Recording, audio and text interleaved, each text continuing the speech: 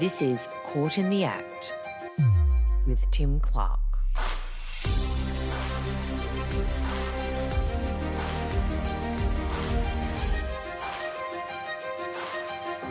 Welcome back to Caught in the Act. For a certain time, in certain places, New South Wales detective Roger Rogerson was a legend within his own ranks. Old school and not one of the new breed. So regarded at that time that in the late 70s and early 80s, some even saw him as a possible future police commissioner. Admired by colleagues and feared by crooks, even in the notorious Sydney underworld. Rogerson scooped up robbers, shot at bad guys, solved murders, and never said sorry. But he also committed murders, several of them, and never showed any remorse for those either. A serial killer with a badge is one label that's stuck. Australia's most corrupt cop is another. And Australia's most notorious corrupt policeman, Roger Rogerson, has died. Those unflattering eulogies came after Rogerson died following a fatal medical episode in Sydney's Long Bay prison late last month. With Rogerson's death behind bars, aged 83, one of the most notorious law enforcement chapters of this country was finally buried, along with many secrets, including from here in Western Australia.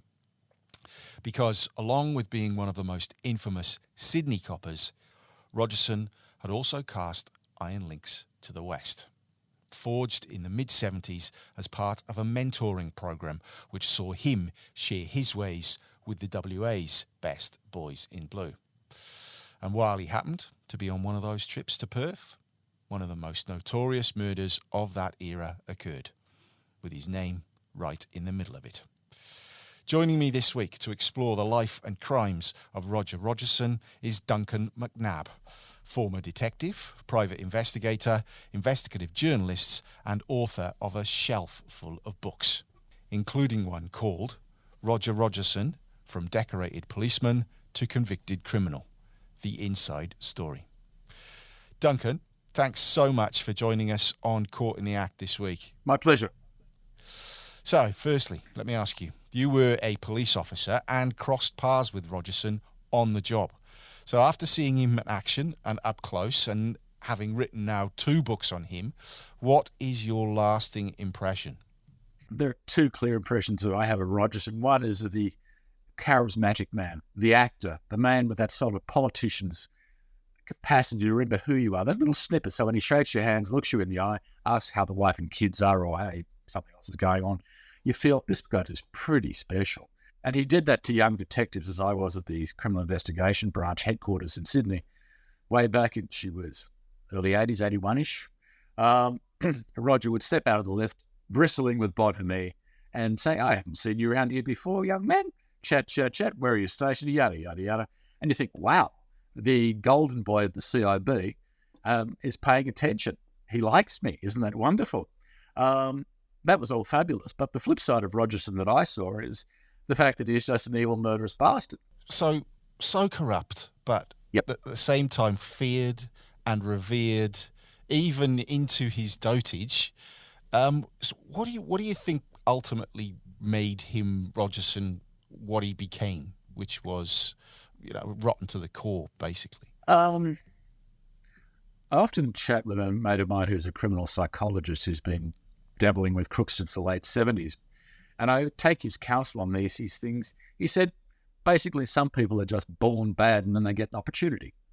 And I think that's the case with Roger Rogerson. He had a lovely family, terrific, caring parents, brother and sister. I've met the brother, lovely bloke, very capable copper, very honest, whose career was ruined because of a surname. So in this decent, but lower middle class, a hard working class family in Sydney's Bankstown, every dollar they make goes into supporting the family. Mum goes to church once or twice every Sunday. That's where Roger sort of honed his musical theatre skills in church, playing the piano and the organ. He had everything in his favour to turn out to be a good cop, a decent, honourable bloke. But Roger very quickly into his police career, and I think by the towards the mid to late 60s, had chosen the path that he ended up taking. He first came into contact with the elite of the CIB, which was some great detectives and spectacularly great crooks, when he was a very, very young detective, which sort of make the T do the typing. Investigation to a guy called the murder of Pretty Boy Walker. And Roger came under notice as some senior detectives at that point. They realised that he was capable, probably quite fearless, and would pretty much do as he was asked to do, which, whether good or bad or otherwise, Roger would do it, no questions. Trustworthy. A bloke who would load up, that's an old-fashioned expression for falsifying an admission, for example, or unsigned records of interviewers Roger was quite good at. He was a great playwright. But I think those skills were earmarked fairly early in his police career. And I suspect blokes like this, the senior, somewhat bed coppers, saw in Rogerson someone they could groom into themselves, the next generation. Relentless, fearless, good investigators, people who will do anything to get a conviction, but also at the same time, people who didn't mind making $1 on the way through either. And I think in Rogerson, they found pretty much their next generation. And Roger was quite amenable to that as well. And sending a bloke like that to the Armed Hold-Up Squad, which is probably one of his long-term postings in the New South Wales Police Force, means they've given him keys, if you're crooked, to a gold mine. So, as Duncan's just outlined for us, Rogerson was born in Bondi, 1941, joined the police as a cadet, as a 17-year-old, despite the fact, I understand, that his father didn't have much time for the coppers because he was a communist himself. Began his career in Bankstown, close to home, caught the eye of his seniors, as Duncan's just said, and won a spot in the plainclothes ranks in 1962. And from there, onto the Special Crime Squad, the A-team of detectives working the city's biggest jobs. As Duncan said, the murder of Robert Pretty Boy Walker, the first, apparently, in Australia where the murder weapon was a machine gun. The murder of 14-year-old schoolgirl Maureen Bradley, who was abducted as she walked home from school in 1971. He even helped to investigate the fire at the Whiskey A Go-Go nightclub in Queensland, which ended up with the death of 15 people. After a decade rising the ranks, Rogerson was then transferred to the Armed Hold-Up Squad, otherwise known as the Stick-Ups. Trained up and then tooled up, the squad battled the epidemic of armed robberies around the city, with their weapon of choice being a barrage of Remington 870 12-gauge shotguns. If you get hit with SG 932 caliber lead balls in every round, you will not be home for tea. That was Rogerson writing in his own autobiography. From 1976 to 1985, 9 armed robbers were shot dead by that squad. 2 of them, Rogerson claimed, died by his hand. A third died while he was present. In 1976, at Avoca Beach on the New South Wales Central Coast, bank robber Philip Weston died in a hail of bullets as he climbed out of a window, trying to escape. In 1978, after a tip-off, Rogerson and others shot dead Lawrence Butchie Byrne as he attempted to rob the South Sydney Junior Leagues Club of its Saturday night takings. And in August 1979, Rogerson was there when drug addict and bank robber Gordon Thomas was gunned down in Rose Bay. During his time in the Stick-Ups, Rogerson became the pin-up, the hero cop taking bad guys out on Sydney's mean streets. 13 bravery awards and the Peter Mitchell Award, the most prestigious award a member of the State Police Force could get for collaring 3 armed robbers wanted for multiple crimes, including murder. That was awarded in 1980, by which time Rogerson had met and eagerly cultivated his relationship with an informant, known to be often armed and always dangerous, Neddy Smith. Duncan, this meeting between these two has been categorised as a seminal moment in Australian criminal history, and not in a good way. So, who was Neddy Smith and why was he so dangerous? Arthur Neddy Smith, to give it. Neddy was his nickname. Nettie Smith was pretty much a one-man crime wave.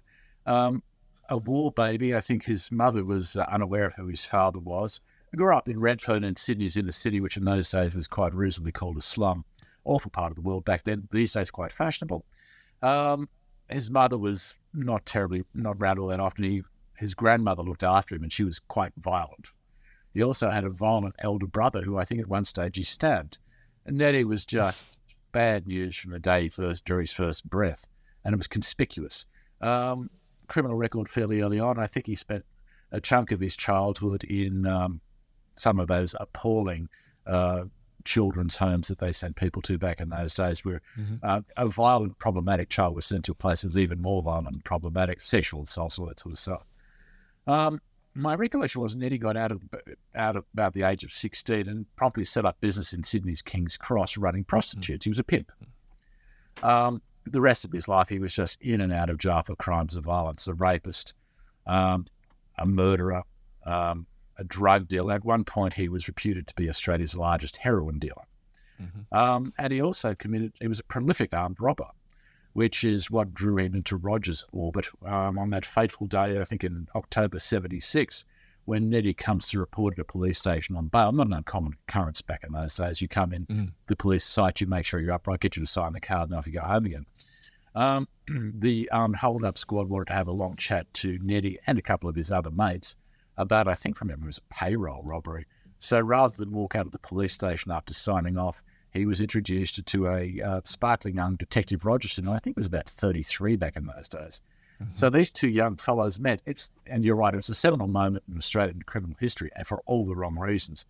These are two blokes that really should have been kept well and truly away from me. In Roger, very much on the make, very keen to get inside the criminal element even more deeply so he could get the tip-offs as an informant that he needed to be successful.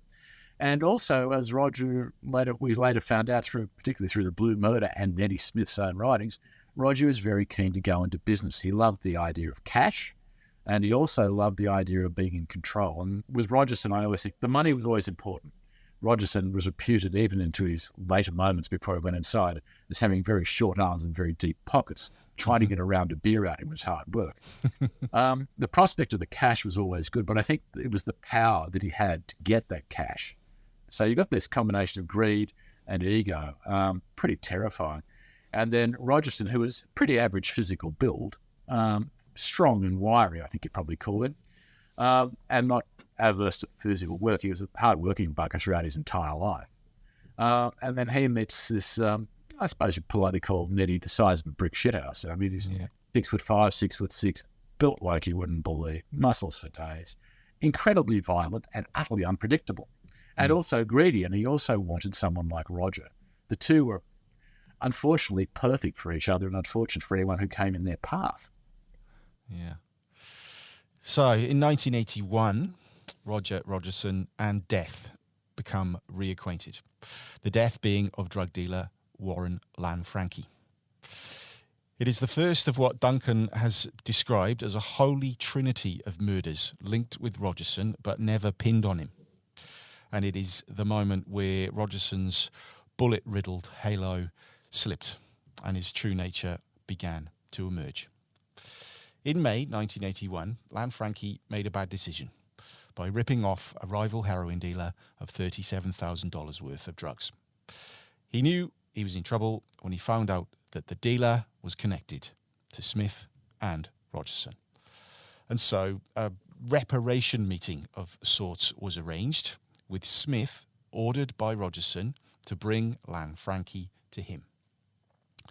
Rogerson also brought along 18 fellow police officers, many of whom witnessed the detective shoot Lanfranchi twice, in the neck and in the heart. I want you to take a look at this and tell me what's fact and what's fiction. Roger, it's Warren Lanfranchi. Hello, Warren.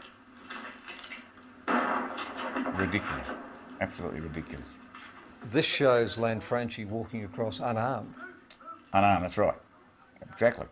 And then... And is that how it was, though? No, he was armed. I mean, he was armed and the firearm was in his hand when he ended up in the gutter. Rogerson later swore on oath Lanfranchi was about to fire on him. His fellow officers backed him up. But Lanfranchi's girlfriend, Sally Ann Huckstep, told a different story, that Warren had been unarmed and had $10,000 in cash on him to make good on the heroin theft. She told that story to the media repeatedly, insisting Lanfranchi had gone to the meeting unarmed, had been robbed and murdered. Did Warren try to take his gun that Saturday morning or Saturday lunchtime? Oh, God, no.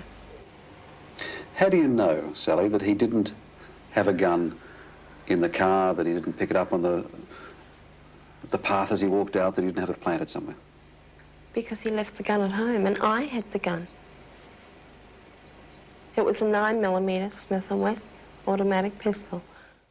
In 1986, Huckstep's strangled remains were found in a pond in Centennial Park.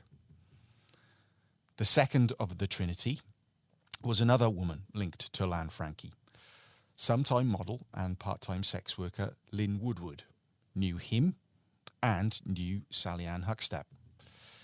The two women became friends, and when Lanfranchi died, Woodward was willing to tell what she knew.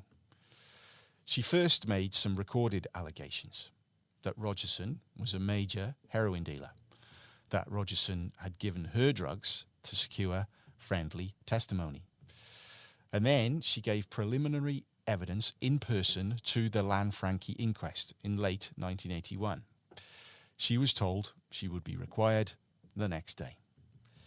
But she never came back and was never seen again. The third of the Trinity was the killing of Mr. Rent-A-Kill, a gangster called Chris Flannery. As his nickname would suggest, Flannery was a contract killer. As well as that, he was an armed robber, and not a very good one, if his criminal career here in Perth was a marker. On the run from Melbourne, Flannery had fled west and got a job in the men's department of David Jones in Perth. But when the manager got wind of Flannery's past, he fired him. So Flannery went back next day and robbed the place. He then ran to Sydney, was nabbed there and charged by Detective Roger Rogerson. And that was the beginning of the fatal attraction between the two. Their paths crossed again years later when Flannery was asked by an old friend and drug dealer Alan Williams to help him out of a pickle. Williams had been arrested after an undercover job on a heroin deal. The undercover cop who caught him was the cop that Duncan mentioned earlier, Mick Drury. So Williams asked Flannery if Rogerson would bribe Drury to drop the case. Mick Drury refused. So Williams asked Flannery and Rogerson if they would kill Drury. In June 1984, Chris Flannery gunned Mick Drury down in his own home, while Rogerson sat in a car nearby listening in on the radio. Miraculously, Drury survived, and surprisingly, Flannery did not, disappearing not long after his home had also been sprayed with bullets.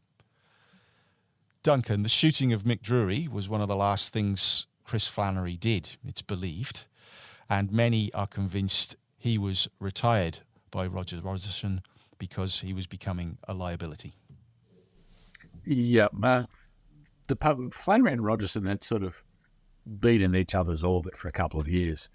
And Flannery was up in, Flannery's decided that Melbourne wasn't big enough town for him, so he took his murderer's business to Sydney, brought his family and wife and a couple of kids up, settled them in Arncliffe, which is just near Sydney International Airport. Mm-hmm. And then Flannery started big-noting himself around town, and he sort of came very quickly to Rogerson's orbit. Curious enough, Flannery was also, I think, on bail for a lot of that period for a murder of a guy called Raymond the Lizard Loxley, a Sydney pimp brothel keeper who had been told to go to Melbourne because Sydney, if he hung around Sydney, the cops might get very aggressive towards him. Complete asshole. Flannery had been charged with his murder and been extradited back to Sydney and so on. So anyway, Flannery's fallen a bit in love with Sydney because he thinks it's a place of great opportunity. So he's trying to inveigle himself into the more notable crims around town, like George Freeman, who was a substantial bookmaker, ran casinos, Lenny McPherson, who was also a Rogerson informant at one stage, who was also notably called the Mr. Big of crime. So Flannery's mucking around Sydney. He's accepting contracts for bashings. At one stage, he's caught on tape, very fledgling days of car phones, when they're about as big as the Burt. He's having a conversation with notable Sydney medical practitioner Dr. Geoffrey Edelston, who later became quite famous for opening up medical centres with chandeliers and pianos and all that sort of stuff. And a famous appearance at the Brownlow Medal with a wife that wasn't wearing much at all, from memory. At one stage, he owned the Sydney Swans. Yep. Yes, his wife was noted for her frugality of fabric. And all of his wives and or girlfriends always looked the same. Jeff was sort of short, somewhat dumpy, and a lot older. Anyway, but Jeffy had an ego which was massive. So Edelston and Flannery having conversation. The kind of conversation just went along the lines of Jeff was having some problems with people who weren't paying.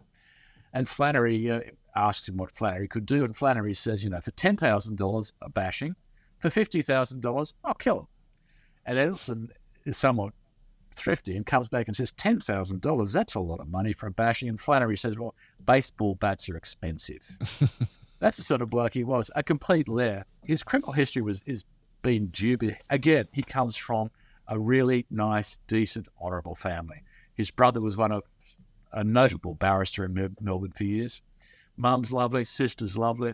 And Chris just turns out to be bad. Very early on, he gets involved in that Melbourne underbelly. Actually, a lot of them actually turn up in numerous underbelly things. Mm-hmm. Chris is in jail fairly early on. He ends up in Pentridge at H Block, which is, I think, the most notorious. He doesn't learn his lesson, and eventually he actually, one of his early contracts was to murder a solicitor, I think, called Roger Wilson. They pretend they're coppers. They hire a Ford Falcon and they put on safari suits. They capture Roger Wilson. They cart him off somewhere and murder him. They then bury his body not terribly far from Wilson's farm. Flannery is, and this is similarly where Rogerson also started to accelerate his downfall. Flannery is called upon by one of the evening 7 o'clock current affair things, like a current affair of today night, whatever it was. Mm-hmm. And he pops up to talk about Melbourne crime, and he's looking at $1 million, and he's bragging about this, that, and the other. And I think it was Wilson's farm manager, looks at him and says, I remember you. You were the bloke who was coming around our joint pretending to be a real estate salesman. And the whole cops put two or two together. They come up with all this sort of stuff. Roger Wilson has never been found, but they think that one of the coppers told me that they think when all this hit the fan and Flannery and his mates are arrested for the murder, that Alphonse Gurgitano, the other notable underbelly character in Melbourne, is compelled to go out and dig up the body and relocate it. So that's Chris Flannery, a busy crook, but not a good one. He comes to Sydney. And he's starting to play with Rogerson and Neddy Smith and that crowd. He's always on the edge. But when he's contracted to kill Mick Drury, which happens over a civilised dinner, by the way, he buggers it up. He shoots Drury twice, but Drury doesn't die. I'm told by one of my great sources that Flannery then runs to Drummoyne in the inner city and hides out there until things cool down slightly. Drury survives. The New South Wales, a senior member of the New South Wales Police Force called Angus MacDonald, who is now no longer with us, is charged to take on the inquiry and to see what happened. Not helped by the fact that Angus is also a mate of Rogerson. So the inquiry was long, complicated, and surprisingly enough went absolutely nowhere. But by early 1985, Flannery is getting decidedly ratty. His coke use has gone through the roof. He's paranoid. People have taken pot shots at him in the front lawn of his house, so he's wound up tighter than all get out. So he's declining rapidly. Rogerson, I believe, thinks that he's becoming dangerous. I mean, he's the only... Neddy Smith is rock solid. Alan Williams is not rock solid. Christopher Flannery is going off the deep end, and he knows that Rogerson was responsible for Drury's shooting. So it's becoming a bit complicated. Chris is becoming what Roger described as a pest. And so Roger decided to become the pest exterminator. The fact of a senior detective not only sanctioning, but actually It's seemingly participating in the attempted murder of another police officer. That is extraordinary in itself. But it's that it also, doing the reading, it's also extraordinary that it's that took Rogerson's people or Rogerson's colleagues to finally turn on him and think, nah, he's actually quite bad. Yeah, but they'd been sort of slowly getting him out sliding away. Yeah, yeah. It was. I think the pivotal moment was the Lanfranchi murder. Sorry, the shooting of Warren Lanfranchi. Yes, killed him stone dead. I mean, poor old Warren Lanfranchi allegedly also had a gun, and they found one in his hand, surprisingly, which I would suggest might arrive there shortly after it hit the pavement. I think one journo mate of mine who was covered in quite class, he said the trousers, he was wearing sprayed-on trousers and a sprayed-on shirt. You couldn't get a gun into those trousers no matter how hard you tried. Anyway, but that happens. And it was curious. I was at the CIB at the time, and Roger, people started asking questions or sort of looking a bit askance at him because Roger had done something no detective should ever do. He'd actually brought the CIB and its activities into question publicly on the front page of the paper, starting with the Sunday Telegraph the day after the shooting. And people started asking questions, that sort of, this smells a bit. Do we want to be part of this game? And I remember there was one point not long after that, coppers used to go to the pub across the road, cash their paychecks, public, and thought it was fabulous. But everyone would have Roger as their centre of attention. They wanted to be in his circle. They loved that rub-off. And then it was some time later that I remember watching it one night, and Roger walks in, and you could almost theatrically turn their backs on him, leaving Roger there hanging onto his schooner of rashes and looking a bit sort of, what the hell's gone? Then they booted him out of the CIB and sent him up to be a detective in Darlinghurst, which is just up the road, but covers King's Cross. So, frying pans and fires come to mind. But it was after the Drury stuff that he was, I think from memory, not long after the Drury deposition, Roger was suspended for a while. And this is the weird thing, and this is sort of gives you an idea of what policing's like in those days. Roger didn't get booted for what he did with Drury. He was later charged and acquitted. But he was booted out of the New South Wales Police Force because on April the 1st, I remember just purely for the joke, April the 1st, 1986, he turns up to defend himself on television. Sally Ann Huckstep, is incredibly brave, has been relentless in her pursuit of it for the last couple of years. Roger turns up on TV talking to Ray Martin. And in the course of that conversation with Ray, he manages to out Nettie Smith as an informant, Lenny McPherson, Mr. Big as an informant, and then sort of stumbles his way as to why he was trying to cover up $100,000 in cash using bodged bank accounts. And he had this spurious story about how it was to restore a Bentley or some such nonsense. I'm surprised he didn't say it was for the church roof or something. Well, he got the idea from two mates who were also on tape, by the way, Dr. Nick Paultos and a solicitor whose name eludes me, who were both involved in a massive drug deal. So great combination, all on tape, thanks very much. So Roger was kicked out of the New South Wales Police Force because broadly bringing their reputation of the police force in disrepute. It's a bit like Al Capone being done for tax. Yeah. And that was what got him in the police force. A lot of coppers were distancing themselves from him, pretending not to know him. And I've spoken to a few when I was researching books. And knew him really well. And also, we didn't know him that well. I haven't seen him in ages. Yeah, but didn't you have lunch with him 2 weeks ago? Oh, I didn't know he was coming. So there's been this sort of great turnaround. So it's been an intriguing career, but, he still had a lot of residual old detectives who still had residual fondness for it. The bloke who could get things done, a hard man in hard times. Yes, he was, but he was also a bloody cold-blooded killer too. Yeah. So as Duncan said, following all that fallout from that interview, the shootings, the stink that was starting to surround Roger Rogerson, he was drummed out of the force and he ended up in prison. Firstly, for perverting the course of justice, and then, again, for lying to the Police Integrity Commission. But he also ended up in demand, going on a controversial and actually hugely popular speaking tour with two colourful identities, Mark Jackson and Chopper Read. They called themselves the Wild Colonial Psychos. A tag which would prove to be more than apt, because in 2014, Rogerson was arrested and charged with the cold-blooded murder of a 20-year-old man at a storage facility in Padstow. And for a man who prided himself on his smarts and his police nous, the whole sordid enterprise was embarrassingly captured on CCTV at almost every step. Jamie Gow was a bright student, but he was also an aspiring drug dealer. Part of that plan involved former detective and private investigator Glenn McNamara, who he had met dozens of times. May the 20th, 2014, would be their last meeting. CCTV showed the pair arriving at the same deserted industrial estate, soon to be joined by a third man, older, shuffling with a distinctive gait, bald and wearing glasses. 3 go in, but only 2 come out. McNamara and Roger Rogerson. McNamara can then be seen dragging a silver surfboard bag with something heavy inside. They both put that bag in a car and drive off. 2 hours later, more CCTV catches the pair with a 6-pack of beer. The following morning, with some fishing rods.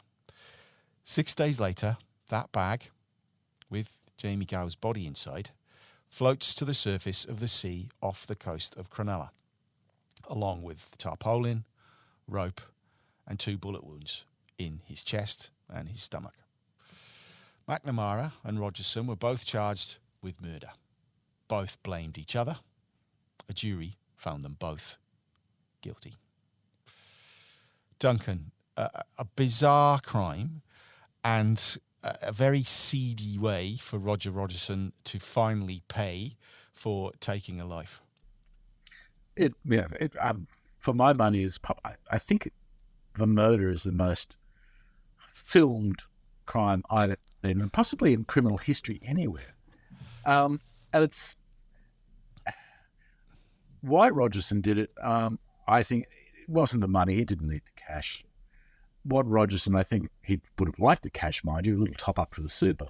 But Roger was in his early 70s, and I think it was very much Roger's ego driving him to do it. He thought it'd be easy, he thought it'd be profitable, but he could also, Roger had a lot of swagger because in the lead up to all that, Roger was working sort of as a consigliere to organised crime. And I remember chatting to some people who knew him quite well, and Roger would hold court in a coffee shop close to his house, up the back of this stylish little coffee shop. You know, the mums would go past in the morning taking their kids, get a takeaway. And then the crims would arrive in similar car, very nice 4-wheel drives, immaculate dress, tattoos for days, a bit of bleak. And they'd sort of, Roger would hold court and give them advice. There was always money involved in that sort of stuff. So I think it was good for Roger's ego to say to all these young blokes, I've still got it. I still know how to do it. And, pick up a couple $100,000 as well, which is not bad for a day's outing. They thought they would never be caught.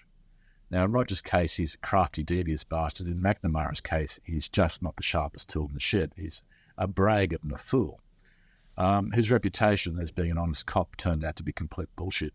But where they went terribly, they planned it actually quite meticulously. And sitting through the trial, I realised how meticulous they're planning it. They get the car with the van 10 years. They've set everything. They get the keys to the storage and they make sure no one's there. Quite well planned.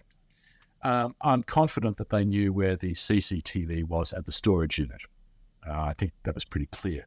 What they stuffed up is that they decided to meet Jamie Gow as you turn off the motorway to get to the rendezvous, to get to the storage unit where they're going to do the deal. There's a number of small dead-end streets, small businesses, little suburban factory type things. They arranged to meet outside a wholesale butcher. And what McNamara's parked on one side of the road, Rogerson's on the other side of the road in his own silver Falcon wagon from memory. What they didn't know is the butcher had been having some problems with theft from his customers' cars. They put a little CCTV up on the roof. They didn't see that, a little tiny one. So what they didn't know is that kicks off. So when the police were investigating the crime, they do a thorough canvass of the entire area, and they happen upon, I think it's mixed meats from memory, they happen upon the CCTV. They look at the CCTV, and there's Jamie Gow hopping out of his car because that's all recorded by the traffic cameras. So they know where Jamie Gow's going. They've got Jamie Gow hopping out of his car, shuffling across the road, hopping into the back of McNamara's station wagon. Meanwhile, Rogerson's prowling past. So it's looking quite curious at this point. The CCTV then activates other CCTVs all the way along the street, along the main road, traffic cams, bang, bang, bang, and then into the self-storage unit where the other CCTV pictures done. Beautifully done. So that's all picked up, and they pick up Jamie Gow being dragged out in the tarpaulin or the boogie bag, thrown in the back of the car. Then they segue to having worked out at that point who the crims were. There is that incredible moment. Now, I was sitting in court when they played CCTV, and we go to Glenn's garage. We'd been down to the local hire place so they could hire a block and tackle because they couldn't quite lift Jamie into the back of the boat. So that's all on tape.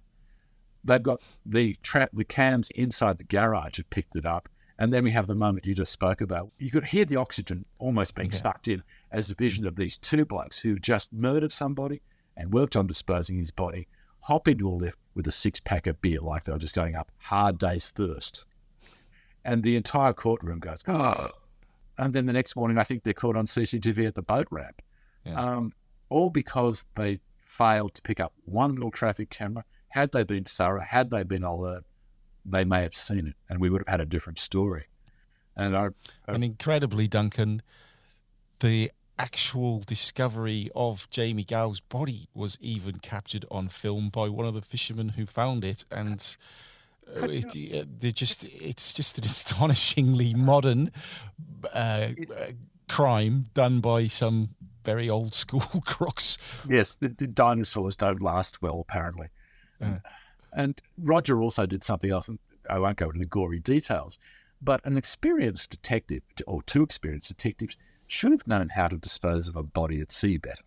There are some basics that you pick up around the traps, and it's too grisly. But there are some things that you should have done that they both failed to do completely, which is why Jamie Gow didn't go to the bottom, which is why Jamie Gow rose up and scared those poor bloody fishermen that morning. Well, it's just horrifying. But that was, again, an absolute failure. One old detective I know quipped and said, Roger's just a cheap bastard. He just couldn't be bothered to put any other weights. He was too cheap. And we now know, that after, failing in his appeals, that meant Roger Rogerson spent the rest of his days in prison. And you said off just before we started recording that he was actually quite busy, even inside. Yeah, and Roger was pretty much in prison from in the first week after Jamie Gow's murder back in May. He was sought after. He, I think, came across to Perth to talk. It was on audio link to.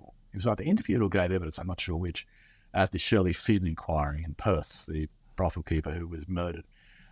He was also gave evidence by video link to the investigators for the Whiskey A Go-Go fire up in Brisbane. And just before he died, he was a potential witness into an inquiry into the alleged wrongful conviction of the Croatian Six in Sydney. Roger was one of the lead detectives in the case, but the court couldn't get him to give evidence because of his declining medical condition. So that he also had, of course, two appeals running, one to the Court of Criminal Appeal, which failed, subsequently one to the High Court. And just as a quirk, he managed to invite me out for a chat at one point as well, which was interesting, put it mildly. So, a lifetime of secrets and lies, death and corruption. They all followed Roger Rogerson. But, as Duncan's just mentioned, did he also bring them to Perth in June 1975? On the morning of the 23rd of that month, a white Dodge Phoenix with a black vinyl roof was parked at a weird angle near the green fairways of Royal Perth Golf Club. Inside, wearing a breathtaking ball gown, was a brothel madam called Shirley Finn. It was her car, and she died in it from the 4 bullets someone had shot into her head. She was 34 years old, a mother, and had obviously been brutally and efficiently murdered. By whom has been a question unanswered for nearly 50 years, despite numerous investigations, internal inquiries, and eventually a public inquest. It was in that forum, in 2017, that Roger Rogerson was officially linked to the Shirley Finn case by various witnesses, including former WA police officers. Former brothel madam Linda Watson told the inquest her information was Rogerson had flown into WA as a mechanic or a FIFO killer and had something to do with Finn's murder. Michael Regan, a uniformed officer in the 1960s, told how he was tasked to drive more senior detectives around at times and remembered Rogerson in his car and being dropped at the Raffles Hotel. That famous waterside watering hole at that time was owned by Abe Saffron, a Sydney crime boss known colloquially all over the country as Mr. Sin. And Mr. Regan also said he was certain Rogerson was close with fellow WA detective and head of the Vice Squad, Bernie Johnson, who he said was also head of a purple circle of corrupt WA detectives. He had even driven them around Perth together. CIB detective Laurie Tyler told the coroner he too knew Bernie Johnson, knew of Abe Saffron, and had even been introduced to Rogerson a couple of times in the WA police canteen. And Mr. Tyler said around the time of Miss Finn's murder, he went for a drink at the Raffles Hotel, where he saw Abe Saffron, Bernie Johnson, and Roger Rogerson enjoying each other's hospitality. I thought that was something to take note of, Mr. Tyler said to the inquest. And there was much more to note, like the evidence of former WA fraud squad detective James Boland. He told the inquest about information he was given a month after Ms. Finn's murder. His arrest of one man, Boland remembered, had led to that man's partner offering a deal. Information about Shirley Finn in exchange for reduced charges. Detective Boland listened.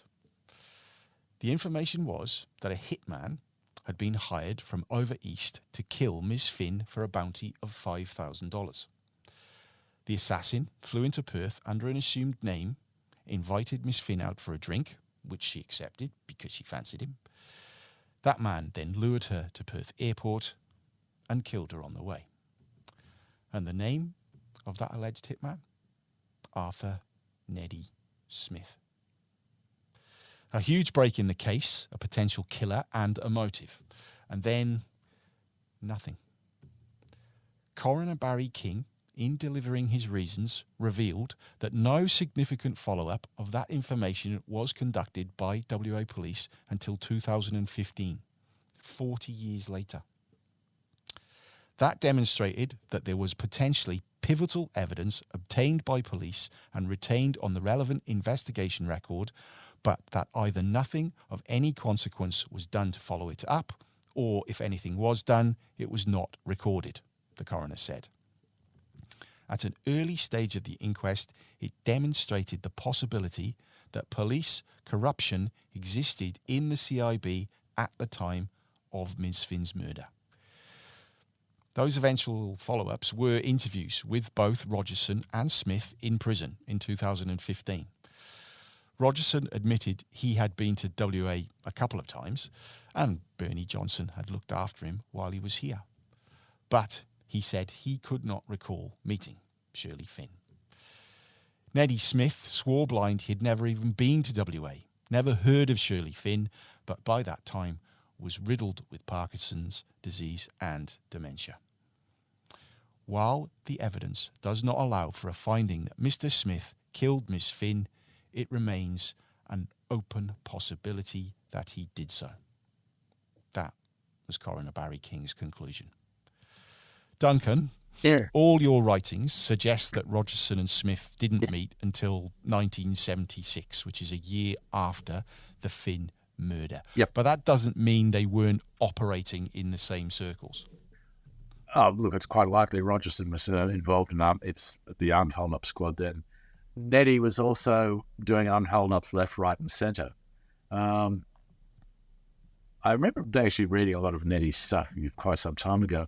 Neddy, I'd almost inclined to think that Neddy might have been accidentally telling the truth. I could never see any suggestion he went to Perth. He was the sort of bloke who for a holiday would go up to the Central Coast 100 kilometres from Sydney. He wasn't terribly adventurous. The Gold Coast would be almost too far. It's an interesting theory, I suppose, and you certainly wouldn't dismiss it either.